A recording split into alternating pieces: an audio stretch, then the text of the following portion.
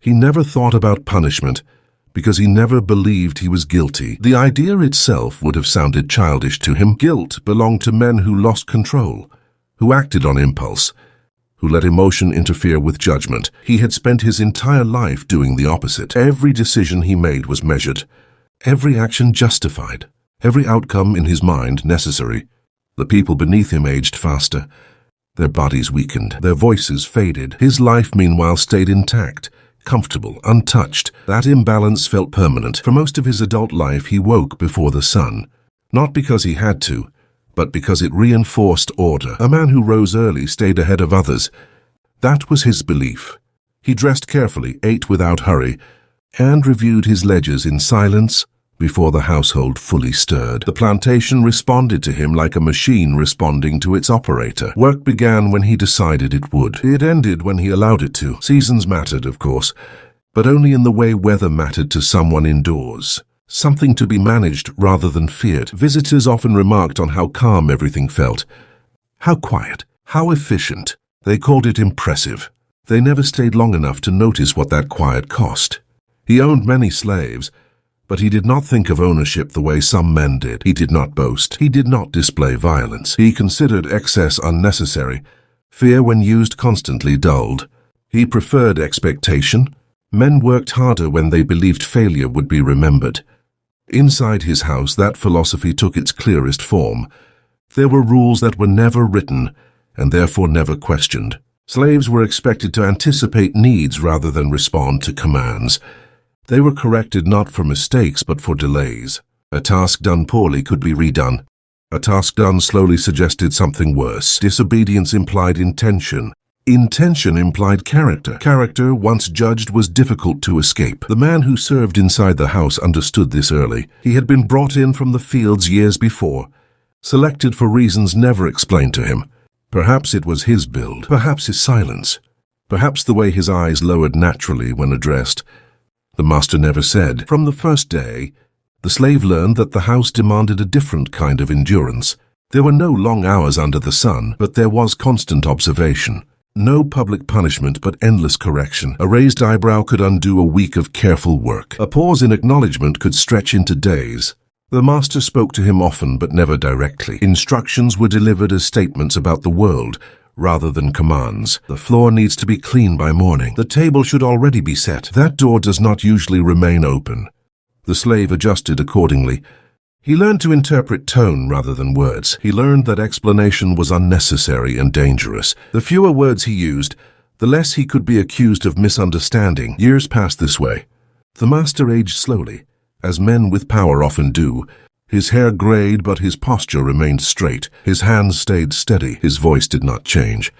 He took pride in this. It felt like proof that discipline protected him from the decay he saw in others. The slave aged differently. His shoulders rounded inward. His movements became deliberate, economical. He no longer wasted energy on speed. Speed led to mistakes. Mistakes led to silence. Silence led to consequences that could not be named. He learned to disappear within the work. The master noticed this and approved. He believed he was witnessing improvement, refinement, the system working as intended. Then the slave's wife became pregnant. It was not announced. Nothing like that ever was. The master learned of it through schedule disruption, a task completed later than expected, a request made indirectly. He frowned, not with anger but irritation. Variables complicated systems. He called the slave into his study. There was no accusation in his voice, no threat, just a statement delivered calmly. "This will affect your work." The slave nodded. The master continued, as if explaining a minor inconvenience to himself. "I expect no decline in performance." The slave nodded again. That was the end of the conversation. The pregnancy was tolerated rather than acknowledged. Adjustments were made quietly. The slave's wife was allowed shorter hours, not because of concern, but because exhaustion reduced productivity. The master did not see himself as cruel for this. He saw himself as practical. When the child was born, it happened at night. The house was quiet. Lamps were lit carefully. No celebration followed. Children were not events. They were investments. The boy was brought into the world without witnesses who mattered. The next morning, the master requested to see him. The slave stood silently while the child was examined. The master did not touch him. He observed from a distance, eyes narrowing slightly as if assessing livestock. The child appeared healthy. That was enough. The master nodded once and dismissed them. The boy's existence registered as a future inconvenience rather than a present reality. One more mouth to account for. One more body to manage. To the slave, the child altered everything. He held the boy cautiously, not out of lack of affection, but restraint. He knew what attention could invite. He spoke to him softly, rarely, and only when alone. Love, he understood, had to be hidden to survive. The boy grew up within the boundaries of the house. He learned to walk quietly, to stand still when adults spoke, to observe before acting. These lessons were not taught formally. They were absorbed. The master noticed the child occasionally, always nearby, always unobtrusive. He approved of this as well. A quiet child would become a manageable man. Sometimes the master addressed him directly. "Bring that here. Stand there. Wait." The boy obeyed without hesitation. His eyes remained lowered. His voice stayed calm. This pleased the master greatly. He believed he was shaping discipline early. He believed this would prevent trouble later. What he did not realize was that the boy was learning far more than obedience. He watched the master closely, not out of hatred, not even fear, just attention. He noticed how the master never repeated himself, how he disliked inefficiency more than error, how he expected others to adjust to his moods without explanation. The boy noticed how other white men deferred to the master, how they laughed a little too quickly, how they allowed him to speak uninterrupted, how they avoided disagreement even when they disagreed. He noticed how the master responded to this deference with expectation rather than gratitude. The boy began to understand something important. Power, he realized, did not require constant enforcement. It required consistency. People obeyed because they believed resistance would be remembered. Years passed. The boy grew taller. His limbs lengthened. His movements became smoother. He learned tasks gradually, always under supervision, always evaluated. The slave father grew older faster.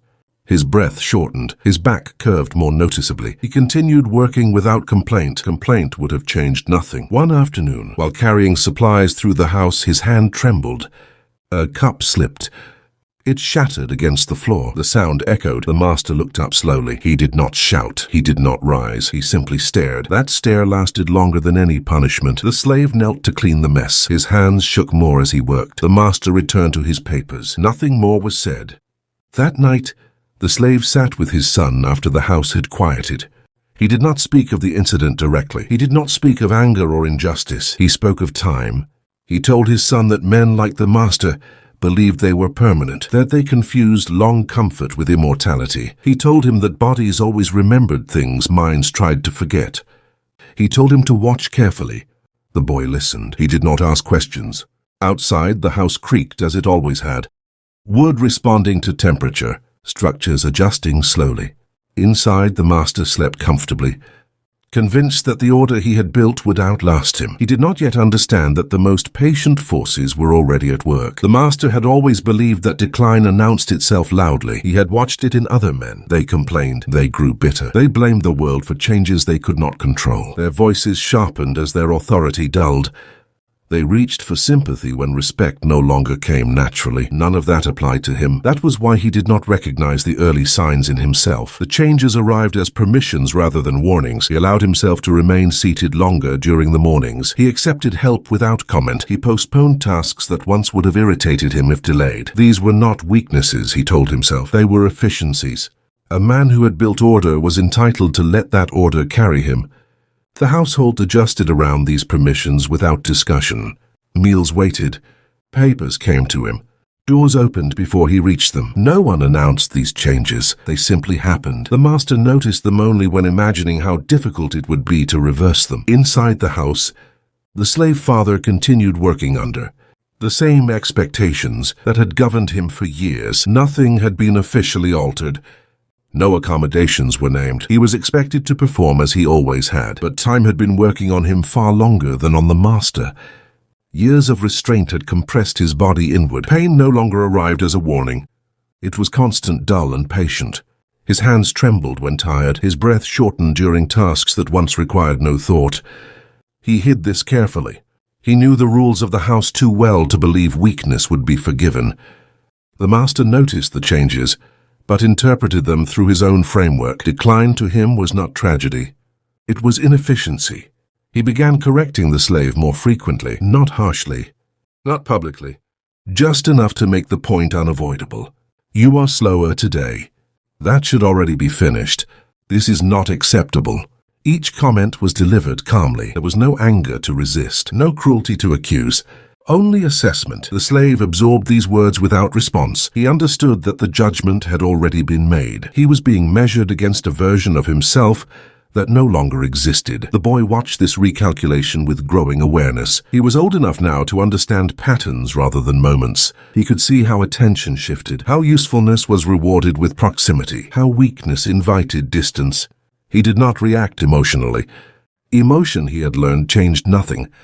Instead, he adjusted his behavior deliberately. He positioned himself closer to the center of the household's routines. He arrived early, stayed late, anticipated tasks before they were spoken. He made himself present where decisions passed, but never visible enough to be questioned. The master noticed this gradual shift. He interpreted it as initiative. In his mind, this was proof that the system worked. When one component weakened, another strengthened. The machine compensated. He began assigning the boy small responsibilities, nothing that implied trust, nothing that suggested importance, just tasks that tested reliability. Bring this document. Wait here. Ensure this is done. The boy completed each task without error, without commentary, without hesitation. The master approved. Consistency, he believed, was loyalty. The summer that followed was unusually harsh. Heat settled heavily over the land and refused to lift. Crops struggled. The air itself seemed resistant to movement. Men grew slower. Tempers shortened. The master felt irritated more often, though he would never have described it that way. Irritation suggested emotion. He preferred to think of it as intolerance for inefficiency. He tightened expectations. Schedules became less forgiving. Corrections arrived more quickly. The slave father was assigned additional duties under the justification of necessity. Fewer hands were available. Everyone had to contribute more. The slave said nothing. Compliance had long replaced hope. But his body began to fail in ways that could not be hidden indefinitely. One afternoon, while carrying items through the corridor near the master's study, his vision blurred. His foot caught the edge of a rug. He staggered, not enough to fall, enough to be noticed. The master looked up. He did not speak immediately. He waited. Waiting was intentional. Silence invited explanation. The slave steadied himself and continued forward, placing the items where they belonged. The master finally spoke. "You are becoming unreliable." The statement was delivered without accusation, without threat, as observation. The slave nodded. Unreliable things create problems. Again, not a warning, a principle. That night, the slave did not sleep. He lay awake, listening to the house settle around him. The familiar sounds felt altered, not hostile, just indifferent. As if the structure itself had begun to forget him. For the first time, fear moved past endurance. Not fear of pain, fear of disappearance. To be reassigned would not mean rest.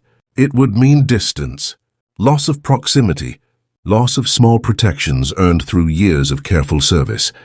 It would mean becoming invisible in a different way. The boy noticed the shift in his father immediately. The silence had grown heavier, the careful movements more deliberate. The eyes avoided the master's spaces whenever possible. The boy did not ask questions. Instead, he compensated. He worked harder, faster, more precisely. He inserted himself into routines that mattered. He ensured that when something was needed, he was already there. The master took note. He began relying on the boy in small ways, asking for things without looking up, expecting presence rather than summoning it. This reliance felt natural to him. Systems worked best when transitions were smooth. The slave father's decline accelerated. One afternoon, his body finally refused him. He collapsed in the corridor outside the study. There was no cry, no drama, just a quiet failure of strength. The boy was nearby and moved immediately, kneeling beside his father, supporting his shoulders. The master emerged after hearing the sound. He looked down at the scene with irritation rather than concern. "This is disruptive," he said. The slave attempted to stand. His body did not respond. The master sighed. "Remove him from the hallway." The instruction was delivered to the boy. The boy obeyed. He carried his father to a small side room and settled him onto a low bed. The father's breathing was shallow, his skin damp, his eyes unfocused. The boy stayed until the trembling eased. Later that day, the master made a decision. He framed it as accommodation. The slave father was reassigned to lighter work farther from the house. Less movement, less responsibility, less visibility. He spoke of it as necessity. In truth, it was removal. The slave understood immediately. He did not protest. Protest required belief that outcomes could change. That night he spoke to his son again. His voice was weaker now. He told the boy that proximity had protected him longer than strength ever could, that being seen even as an object mattered. That disappearance was the final punishment. He told his son that the master feared only one thing: inconvenience. Not rebellion, not hatred, not justice. Inconvenience. Men who disrupted systems became problems. Problems invited solutions. He told his son to become a solution. The boy listened. Weeks passed. The father's health deteriorated rapidly. The work was lighter, but the distance from the house was heavier. He no longer benefited from warmth, from routine, from familiarity. The boy visited when he could. They spoke little. Words were no longer necessary. Inside the house, the boy's role expanded further. He handled keys, managed deliveries, assisted with correspondence. He learned which documents mattered and which existed only for appearance. He learned who could be delayed and who could not. The master grew accustomed to his presence. He did not see the boy as a threat. Threats announced themselves. They demanded attention. The boy asked for nothing. One evening, the master misplaced an important paper. He grew irritated. The boy found it quietly and returned it without comment. The master nodded once. Efficiency, he believed, was loyalty. That night, the master felt a tightness in his chest that lingered longer than usual. He dismissed it. Pain had always belonged to other people. The master's body began betraying him in ways that could no longer be dismissed as inconvenience. At first it was breath, not pain, not weakness, just an unfamiliar shortness that arrived without warning. He would pause mid-sentence, mid-step, mid-thought, and wait for his lungs to catch up. He never acknowledged these pauses aloud. He filled them with silence and expected others to do the same. Silence, after all, had always obeyed him. But silence now lingered longer than he liked. He found himself sitting more often, not because he wanted to, but because standing felt unnecessary. He allowed others to complete tasks he once supervised closely. He told himself this was delegation, not dependence. Delegation implied authority. Dependence implied decay. He did not consider decay an option. Inside the house, the rhythm changed. Meals were quieter, conversations shorter. The master listened more than he spoke, though he framed this as wisdom rather than fatigue. He believed age refined judgment. That restraint improved leadership. The people around him did not argue with this interpretation. They adjusted. The boy, now fully grown, noticed every adjustment. He noticed how often the master forgot small details, names, dates, instructions he had given only days before. He noticed how irritation surfaced faster now, how patience thinned under strain. Most importantly, he noticed how often the master relied on others to correct what once came naturally. The boy became one of those corrections, not openly, not officially, quietly. If a document went missing, he knew where to look. If a visitor arrived early, he managed the delay. If the master forgot a conversation, the boy reminded him indirectly, framing the information as confirmation rather than correction. The master accepted this assistance without question. He believed he was still directing the flow. He did not realize he was being carried by it. Outside the house, the slave father's condition worsened. Distance from the center of the household accelerated decline. He no longer benefited from the routines that had once structured his days. Without proximity, he lost relevance. Without relevance, he lost protection. The lighter work assigned to him was lighter only in theory. In practice, it isolated him. The fields demanded endurance his body no longer possessed. The nights were colder, the days longer. The boy visited when he could. Their conversations were brief. The father no longer spoke in lessons. He spoke in fragments, observations, memories. He spoke of how the master used to walk the house at night, checking locks, doors, windows. How he had not done that in years. He spoke of how authority once filled rooms before the master entered them, and how now it followed more slowly. He spoke of how men mistook habit for strength. The boy listened. He did not respond. Response was unnecessary. Time moved forward unevenly. One morning, the master woke with pain that did not fade. It sat in his chest like weight, not sharp enough to alarm, not dull enough to ignore. He sat upright and waited for it to pass. It did not. He dressed more slowly that morning, ate little, said less. The boy noticed immediately. He adjusted the day's schedule without being asked. Postponed meetings, delayed visitors, reduced demands. The master accepted these changes with irritation, but also relief. He told himself he was allowing others to manage details beneath him. In truth, he was grateful not to. The pain subsided by afternoon, leaving behind fatigue that felt heavier than expected. The master rested longer than usual. He did not comment on it. Commentary invited acknowledgement. Acknowledgement invited reality. The next weeks followed a similar pattern. Pain arrived and retreated without consistency. Fatigue lingered. Sleep grew restless. The master's confidence remained intact, but his body no longer supported it effortlessly. He began avoiding stairs. He began delegating tasks he once insisted on handling himself. He began forgetting to lock doors at night. None of these changes felt significant alone. Together, they altered the balance of the house. The boy moved more freely now, not boldly, never boldly. Boldness invited scrutiny. Instead, he moved as if he belonged, as if his presence required no justification. He handled keys without asking, managed schedules without announcement, spoke to others with quiet authority, borrowed from proximity rather than position. People responded, not because they feared him, because they recognized function. The master noticed this shift only when imagining how difficult it would be to undo it.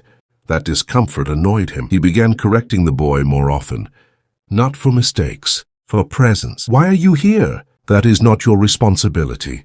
Leave this to me. The boy obeyed immediately each time. He stepped back, fell silent, disappeared into usefulness elsewhere. The master felt reassured. Authority, he believed, had been reasserted. What he did not realize was that authority exercised against no resistance did not strengthen. It only delayed erosion. Outside, the slave father collapsed again. This time, the boy was not nearby. The man was found hours later, barely conscious, exposed to the heat. He was carried to a shelter near the fields. A doctor was summoned reluctantly. The doctor did not linger. He spoke quietly to those present. The body was failing, not from one cause, from accumulation, years of strain, poor rest, poor nourishment, exposure. The boy arrived after the doctor had gone. He sat beside his father as the man drifted in and out of awareness. The father's voice was weak. He spoke of time again. He told his son that men like the master believed time served them, that it worked in their favor, that it rewarded patience and punished defiance. He said time did neither. Time only revealed. He told his son not to rush. Rushing looked like anger. He told him to let the master reach the place where memory and authority no longer aligned. The boy listened. The father died 2 days later. There was no ceremony, no acknowledgement beyond necessity. The master approved the removal of the body with the same calm. He approved all decisions. Death to him was an administrative event. The boy returned to the house the same day. He did not grieve publicly. Grief was visible. Visibility invited questions. Instead, he worked. He moved through the house with renewed precision. His focus sharpened. His patience deepened. The master noticed none of this. He noticed only that things continued to function. That comforted him. Days passed. The master's health declined more noticeably now. He began missing meals, forgetting appointments, losing his temper over small disruptions. One afternoon, he attempted to walk the length of the house without assistance and nearly collapsed. The boy caught him. The moment was brief, awkward. The master pulled away immediately. "Do not touch me." The command was sharp. The boy stepped back at once. The master steadied himself against the wall. For the first time, embarrassment flickered across his face. He did not speak of the incident again, but something had changed. The realization, however faint, had arrived. His body was no longer reliable. That night, the master lay awake listening to the house. The same sounds he had heard for decades now felt unfamiliar. Wood creaking, wind shifting, distance pressing in. He realized, without quite admitting it, that if he fell in the night, someone would need to hear him. That thought unsettled him more than pain ever had. The next morning, he asked the boy to remain closer, not directly. He simply did not dismiss him. The boy understood. He stayed. The master did not announce his dependence. He disguised it as preference. He preferred that the boy remain nearby. He preferred that certain tasks be handled quietly, efficiently, without involving others. He preferred fewer voices in the room, fewer opinions, fewer reminders that time was moving without his permission. Preference sounded dignified. Need did not. The boy adapted easily. He learned the master's new limits without forcing them into the open. He placed chairs where standing might become difficult. He shortened walks without suggesting rest. He anticipated irritations before they surfaced and removed their causes quietly. The master noticed only the absence of discomfort. He told himself this was good management. Inside him, something resisted that conclusion, but he pressed it down. Resistance was for weaker men. The house adjusted again. Servants deferred more often to the boy, not because the master ordered it, but because it saved effort. The boy's instructions were precise, calm, and aligned with the master's preferences.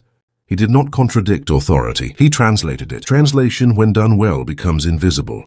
The master found himself speaking less. When he did speak, he chose his words carefully, conserving breath and patience.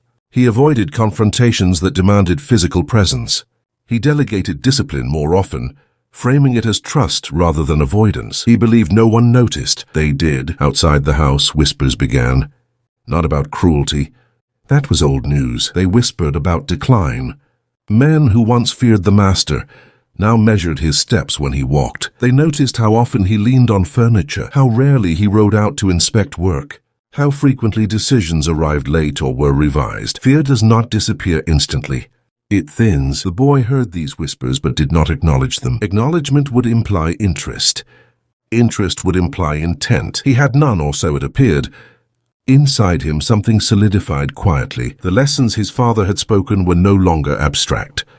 They were visible now, unfolding daily. The master was not being punished. He was being revealed. The boy watched how memory betrayed him. The master repeated stories, sometimes within the same day. He misremembered details in ways that subtly altered his own role, exaggerating his foresight, minimizing his errors. When corrected gently, he bristled. "I remember things clearly." The boy never contradicted him. Contradiction threatened dignity.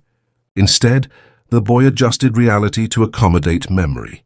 If the master believed a decision had been his idea, the boy let it stand. If he misremembered a timeline, the boy worked around it. This accommodation deepened dependence. The master grew comfortable being right. That comfort came at a cost he did not calculate. One evening, the master asked about the slave father. The question arrived suddenly, without context. "Where is he now?" The boy paused. "Gone," he answered simply. The master nodded. No follow-up, no inquiry. Death remained administrative. Yet that night the master dreamed of the man, not as he had been in later years, bent and quiet, but as he had been when young, strong, silent, watching. The master woke unsettled. Dreams annoyed him. They suggested the mind was moving without permission. He dismissed it. The days grew shorter. Winter approached. Cold affected the master more than he expected. His joints stiffened, his breath labored. He avoided open spaces. The house felt larger now, emptier, despite being full. He confined himself to fewer rooms. The boy became constant. He was there when the master woke, when he ate, when he rested, when he worked. Presence replaced authority gradually. The master began consulting him openly. "What do you think?" The question startled him the first time he asked it. He told himself it was temporary. Temporary solutions often become permanent when they function well. The boy answered carefully. He never challenged decisions directly. He presented options framed as conveniences or efficiencies. He guided outcomes rather than demanding them. The master accepted these suggestions more often than he realized. Each acceptance made the next easier. Power does not collapse, it shifts. One afternoon, the master lost his balance in the hallway. The fall was not dramatic. He simply misjudged distance and stumbled. The boy caught him again. This time, the master did not pull away immediately. He leaned just briefly on the boy's arm. The pause lasted a second longer than dignity allowed. Then he straightened. "Say nothing of this." The boy said nothing. But something inside the master cracked quietly. Not fear, recognition. That night, he asked for the boy to remain nearby while he slept. "Not in the room, outside it." The boy complied. The master slept poorly. He woke frequently, unsure why. Each time he listened for sounds outside the door. Each time he heard the boy's presence. That comfort disturbed him. Comfort implied vulnerability. Vulnerability implied weakness. The master had spent his life ensuring weakness belonged to others. Morning brought irritation. He snapped at servants, corrected trivial mistakes harshly, reasserted authority unnecessarily. The boy absorbed this without reaction. He had learned long ago that cruelty often accompanied fear. He did not personalize it. Time passed. The master's health continued its slow decline. Doctors were summoned more frequently now. They spoke in careful terms, offering adjustments rather than cures. The master disliked their tone. They spoke to him as one speaks to inevitability. He dismissed them often. Their presence reminded him of limits. Limits offended him. The boy listened to their advice carefully, not to apply it directly, to understand timing. The master's memory grew unreliable. He forgot agreements he had made. He contradicted himself unknowingly. He accused others of errors that originated in his own confusion. The boy resolved these conflicts quietly. He smoothed tensions, corrected records, reframed conversations. He became indispensable. The master did not notice when indispensability replaced authority. He noticed only that without the boy, things felt wrong. One evening during a quiet dinner, the master studied the boy closely. "How old are you now?" the boy answered. The master frowned. "That is older than I thought." The statement lingered between them. Time had moved without permission. The master felt a flicker of unease. "You've been here most of your life." "Yes." The boy's tone was neutral. The master nodded slowly. "Most of your life." The repetition carried weight. He changed the subject, but the thought did not leave him. That night he dreamed again. This time the dream was simpler. He stood in the house calling for someone. No one answered. The hallways stretched longer than they should have. Doors appeared where they did not belong. He woke sweating. He told no one. Days later, a decision needed to be made regarding the estate. A significant one. The master attempted to review documents, but found himself confused by details. That once came easily. Numbers blurred. Language tangled. Frustration rose. He summoned the boy. "Explain this." The boy did. Slowly, clearly. The master listened. He nodded. "Proceed as you see fit." The words left his mouth before he fully registered them. The boy hesitated just briefly. Then he accepted. The decision was carried out efficiently. Nothing went wrong. The master felt relief. Relief replaced pride. He did not examine why. Winter settled fully. The master spent most of his days indoors now. His world shrank. The boy's world expanded within it. Others came to the boy first with questions, not openly. Casually. The boy answered when appropriate, deferred when necessary. He never overstepped visibly. Visibility invited correction. Invisibility created permanence. The master sensed something shifting, but lacked the energy to confront it. Confrontation required certainty. He had less of that now. One night, the master asked the boy a question he had never asked anyone. "If something happened to me, what would you do?" The boy did not answer immediately. Silence filled the room. The master shifted uncomfortably. "I mean the estate." "The house." The boy spoke carefully. "I would do what keeps things functioning." The master nodded. Function had become his primary value. That answer satisfied him. He did not ask further. He fell asleep shortly after. The boy remained awake longer, listening, observing. Time continued its work. The master's days no longer followed intention. They followed endurance. He woke when his body allowed it, not when he wished. Some mornings arrived with clarity, others with confusion that clung to him like fog. On the clearer days, he tried to pretend nothing had changed. He reviewed papers, issued instructions, corrected tone. On the fogged days, he watched the house operate without him and told himself this was temporary. Temporary things, he believed, did not require acceptance. The boy learned to recognize these days before the master spoke. He watched posture, breathing, the way the master's eyes lingered.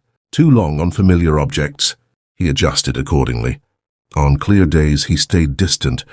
On fogged days, he remained close. This balance kept peace. Peace in the house had become more valuable than authority. The master did not like peace. Peace implied stillness. Stillness implied waiting. Waiting implied time. Time was no longer his ally. The estate continued to function with unsettling smoothness. Work was completed, accounts balanced, conflicts resolved quietly. Visitors left satisfied, too satisfied. The master noticed this. He remembered when fear had followed his presence, when men spoke carefully around him, when decisions carried weight because they originated from him. Now decisions carried weight because they were correct. Correctness offended him. Correctness suggested replaceability.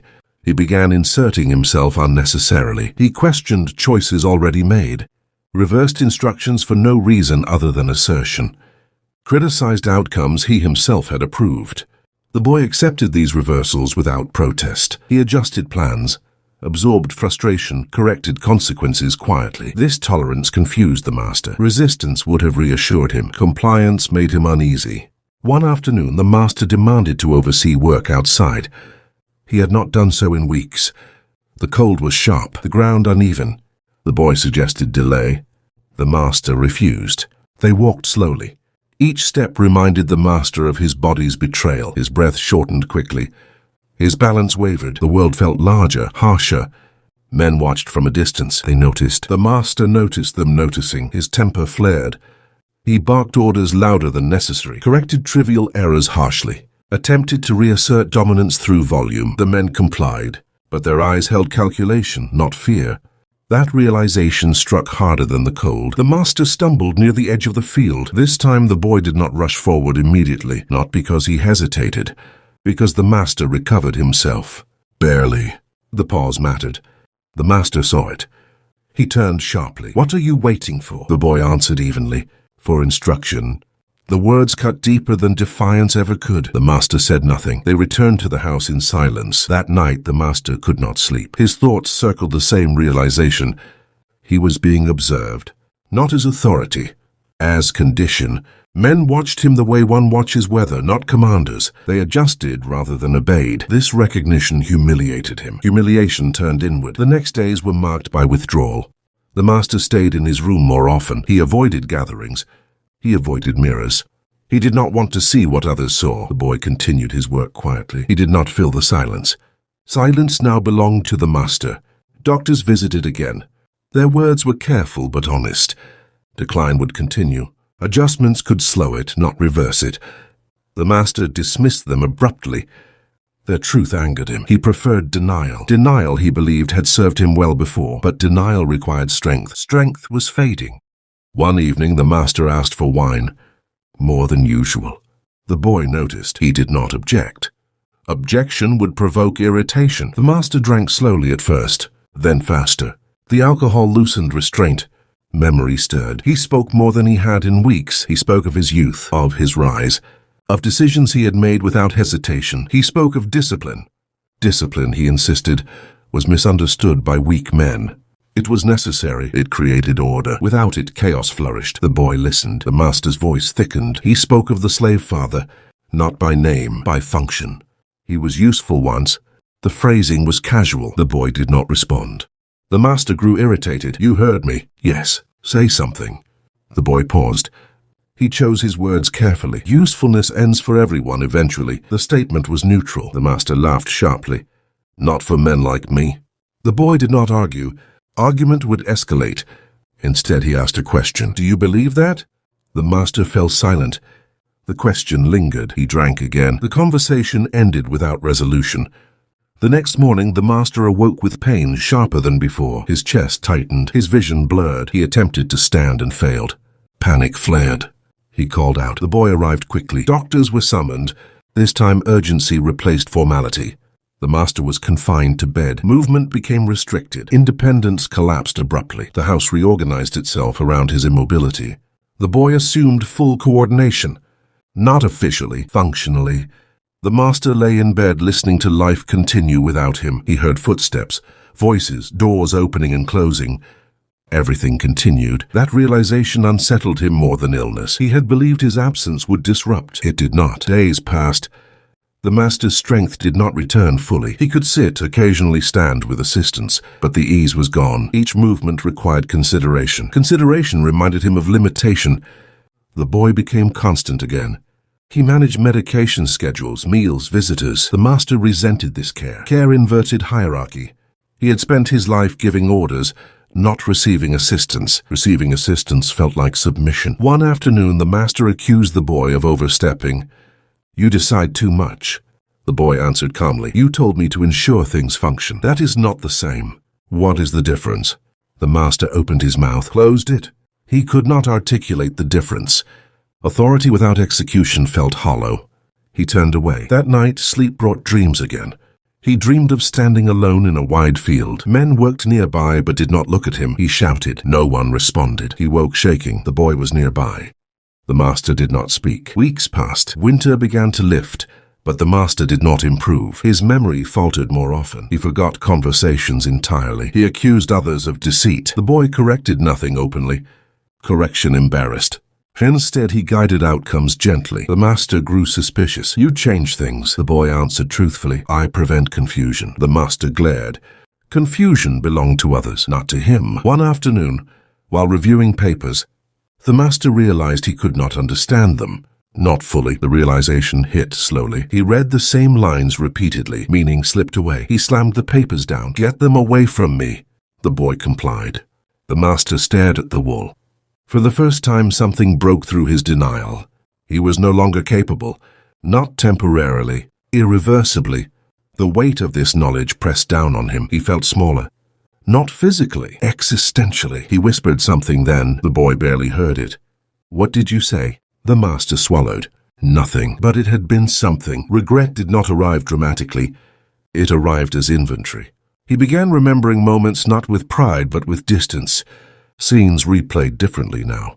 The slave father standing silently, the boy watching quietly, the way suffering had been background noise, not consequence. The master felt unease, not guilt, unease. Guilt required moral recognition. Unease required only discomfort. That night, he asked the boy to sit with him. Just sit. They sat in silence. The master spoke eventually. "I did what was required of my position." The boy did not answer immediately. When he did, his voice was steady. "Positions change." The master closed his eyes. The truth settled uncomfortably. He did not sleep well. Time continued. And for the first time in his life, the master understood something clearly. He was waiting, not for recovery, for whatever came next. Waiting did something to the master that pain never succeeded in doing. Pain was loud. Pain announced itself, demanded attention, then eventually retreated. Waiting did none of that. Waiting remained. For most of his life, he had been a man whose presence shaped outcomes. Rooms adjusted when he entered them. Conversations bent when he spoke. Silence followed his decisions. He had lived believing this was authority. He had lived believing it was permanence. Now he lay still, listening to time continue without reference to him. The clocks in the house did not slow. They did not pause in sympathy. They moved with the same indifferent rhythm they always had. Morning arrived whether he slept or not. Night fell without permission. At first he told himself this was temporary. The body, like all tools, sometimes failed. Tools could be repaired, replaced if necessary. But days turned into weeks. Weeks settled into routine. Routine was something he had always imposed on others. Now it was imposed on him. He began noticing details that had never mattered before. Footsteps outside his room slowed instinctively. Not because people feared him, because they calculated around him. Fear had once tightened shoulders and straightened backs. Caution simply adjusted movement. The difference disturbed him more than outright defiance ever had. Doctors no longer arrived with urgency. When they entered, their voices were measured. They checked his pulse, reviewed charts, adjusted dosages. They spoke carefully, avoiding promises and avoiding lies. Their eyes drifted often toward the boy. The master noticed every glance. He did not ask why. Questions invited answers.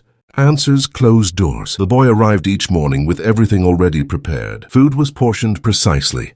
Medicine was arranged neatly. Curtains were adjusted for light. Windows were opened just enough to let air move without cold. None of this was discussed. None of it required approval. The master told himself this was assistance, a necessary arrangement, a passing phase. But assistance had become structure. Structure had replaced command. He no longer decided how his day would unfold. He received it. The realization crept in quietly, then refused to leave. Memory began to betray him in subtle ways. Not dramatic confusion, not empty gaps. Just rearrangements that protected his sense of importance. He remembered conversations differently than they had occurred. He remembered approving decisions that had never been presented to him. He remembered himself as central when he had already been peripheral. The boy never corrected him. If the master believed he had authorized something, the boy ensured it happened. If he misremembered a detail, reality shifted quietly to accommodate the memory. Truth adjusted itself to preserve dignity. That accommodation angered him. Peace angered him as well. Peace meant no one needed him. Peace meant the world continued efficiently without intervention. Peace meant waiting. Waiting was what weak men did. And yet here he was. One afternoon the master asked about the estate. The question sounded casual. It was not. It was a test. The boy answered with a single word. Stable. The word landed heavily. Stable meant balanced. Stable meant profitable. Stable meant functional. Without him, the master nodded and said it was good. The response surprised him. He had expected resentment, resistance, fear. Instead, he felt relief. Relief unsettled him more than anger ever had. Relief meant release. Release meant surrender. Visitors became fewer. Men who once sought his counsel adjusted their schedules. Meetings were shortened or redirected. Decisions arrived already shaped. Letters came addressed to the house, to the estate, to the operations. Not to him. He pretended not to notice. Pretending required effort. Effort exhausted him. Authority that existed only in memory was already gone. His irritation sharpened. He accused the boy of deciding too much, of moving too quietly, of assuming authority without permission. The boy accepted the accusations calmly. He did not defend himself. Defense would suggest opposition. Opposition would awaken what little authority remained. Compliance was easier. Efficiency. Once the master's greatest pride now felt like replacement. One evening, after a long silence, the master asked a question he had never asked before. "Do you resent me?" The room felt smaller after the question. The boy paused, considering his answer carefully. Then he spoke. "Resentment requires expectation."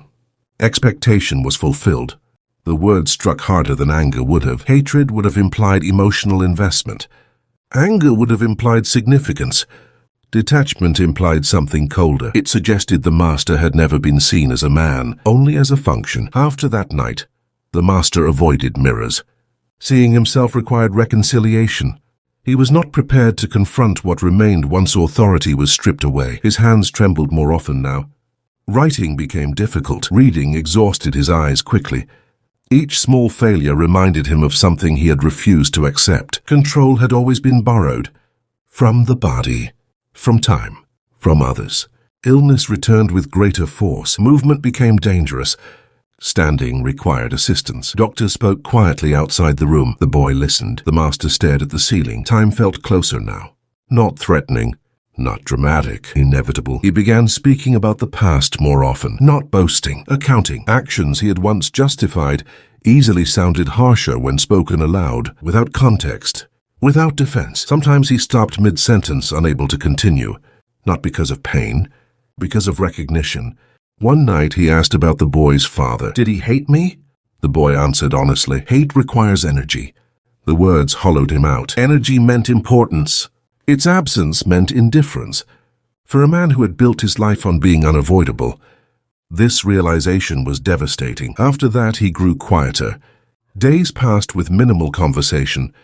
The boy remained present, not comforting, not withdrawing. The house felt suspended, as if waiting with him.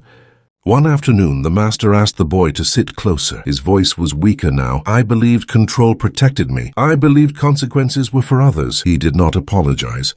Apologies implied repair. This was recognition without solution. He asked whether this was punishment. The boy answered evenly. Punishment implies intent. "This is not punishment." "Then what is it?" The boy answered after a moment. "Completion." The word settled heavily. Completion meant no appeal, no correction, no justification, only an ending shaped entirely by what had already been done. That night the master slept deeply. When he woke, the room felt smaller. "Closer." He tried to speak of regret. The sentence did not finish. The boy did not complete it. Some sentences were meant to remain unfinished. Time continued. Quietly, relentlessly, and for the first time in his life, the master understood something with clarity. Nothing was coming to save him from the life he had already lived. The body did not collapse all at once. If it had, the master might have found dignity in it. A single moment, a single failure, something dramatic enough to explain the end. Instead, the body betrayed him slowly. First, it was his hands. They no longer closed the way they once had. Objects slipped more often. Grip required attention. Then his legs. They hesitated before obeying. Standing became an act that required planning. Walking required rest. Breath followed, shallow, measured, as if the body itself had decided excess was no longer permitted. The master noticed everything. He had spent a lifetime noticing weaknesses in others. Now that instinct turned inward. He measured decline the way he once measured profit and loss. Quietly, without emotion. But numbers did not reverse damage. Observation did not restore control. The boy adjusted without ever announcing that he was doing so. Support appeared where weakness emerged. Movements slowed.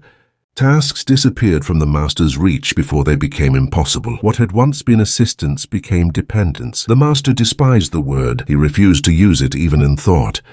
But denial no longer altered reality. Each morning arrived with mechanical consistency. Food was prepared carefully. Medicine placed precisely. Windows opened for air, curtains adjusted for light, silence preserved. The house functioned better than it ever had. That efficiency disturbed him deeply. He had always believed order required fear. That stability demanded pressure. That cruelty was simply discipline without decoration. Yet here was order without fear. Here was discipline without cruelty. The contradiction unsettled him more than rebellion ever could have. He began listening more, not intentionally. Listening had become unavoidable. Voices traveled freely through the house now. They did not soften when passing his door. They did not pause. Conversation existed without him. This was not defiance. Defiance would have acknowledged his presence. This was absence. Memory sharpened as the body softened. The past returned with uncomfortable clarity. He remembered the boy's father not as a man, but as a condition. Always present, always obedient, always tired. At the time, the master had considered this proof of effective control. Now it returned as something else, evidence. He remembered punishments delivered without anger, cruelty administered casually, not in moments of rage but in routine. Efficiency masquerading as necessity. At the time, it had felt justified, necessary, even righteous. Now it sounded hollow. One evening, the master asked the boy to read to him, not from boredom, from exhaustion. The boy chose something neutral, a text without judgment or emotion. The master listened briefly, then interrupted. "Do you ever think about what this place was?" The boy paused. "I know what it was." The master waited, expecting elaboration. "It taught me what survives." The answer unsettled him. Survival had always been his metric. But survival for whom had never mattered. Days shortened. Light weakened. Night arrived earlier. Doctors became more direct. Their language softened. But honesty no longer hid behind optimism. Time was narrowing. The master accepted this with surprising calm. Fear required belief in escape. He no longer believed in that. Sleep brought memories he could not control. He dreamed of the fields, not how they looked, how they sounded. Chains dragging across dirt. Orders spoken without urgency. Silence answering obedience. He woke gasping. The boy was already there. The master spoke without thinking. "I believe strength was making others small." The boy listened. "Strength is choosing what you become." The sentence stayed between them. The master did not reply. Speech became effort. Conversation shortened.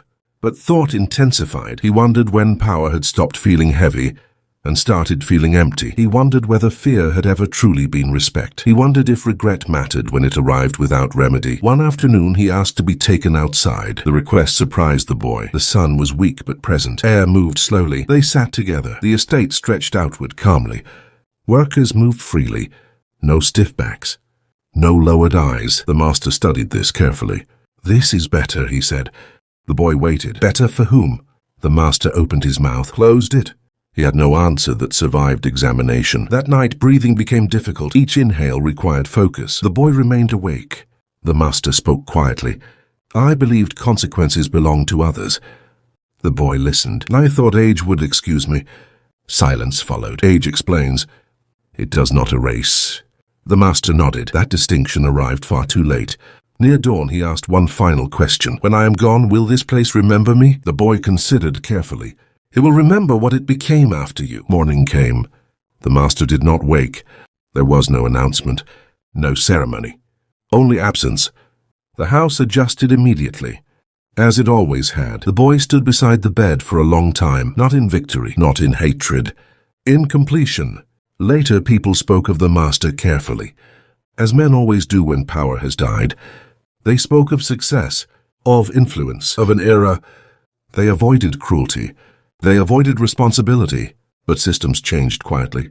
Rules softened. Fear receded. The estate did not collapse. It improved. Years passed. The boy became a man who chose differently.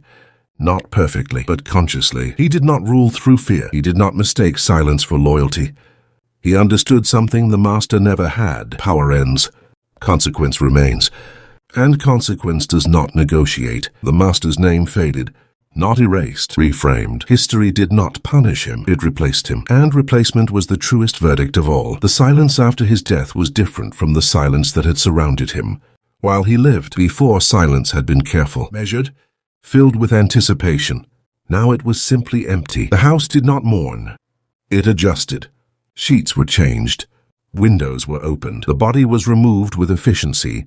that would have pleased him had he still been capable of pleasure. There was no gathering of important men, no urgent summoning of voices, no sudden instability. The systems he had built did not collapse in grief. They continued without interruption. That continuity was his final humiliation. The boy stood alone in the room after everything was done, not out of obligation, out of closure. He looked around and realized something quietly unsettling. Nothing in this room required the man who had once ruled it. The furniture did not remember him. The walls did not hold his voice.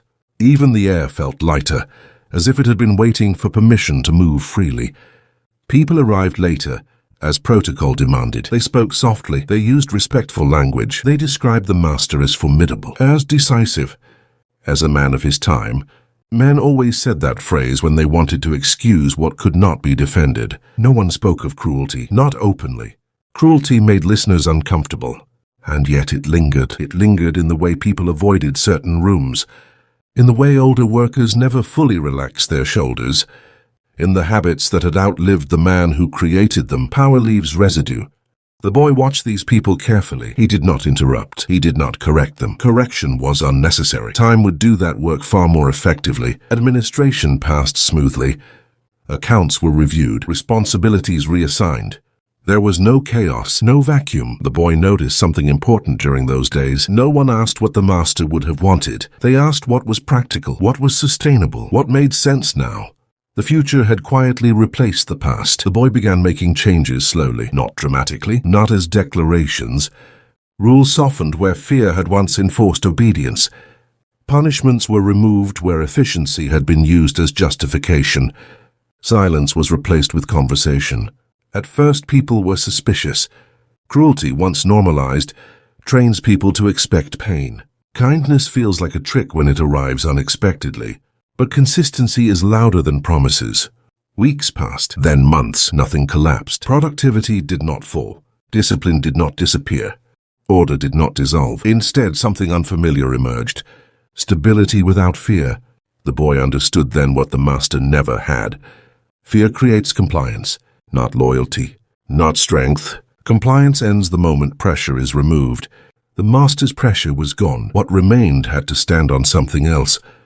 Years passed quietly. The estate became known for its predictability, not its severity. Workers aged without panic. Children grew without inheriting dread. The air itself felt different. People spoke freely. Not because they were brave, because they no longer needed to be careful. Sometimes newcomers asked about the master, about the man who had built everything. The boy answered honestly. He built something that worked. Then he believed that meant it was right. Most nodded. Some frowned. Understanding did not require agreement.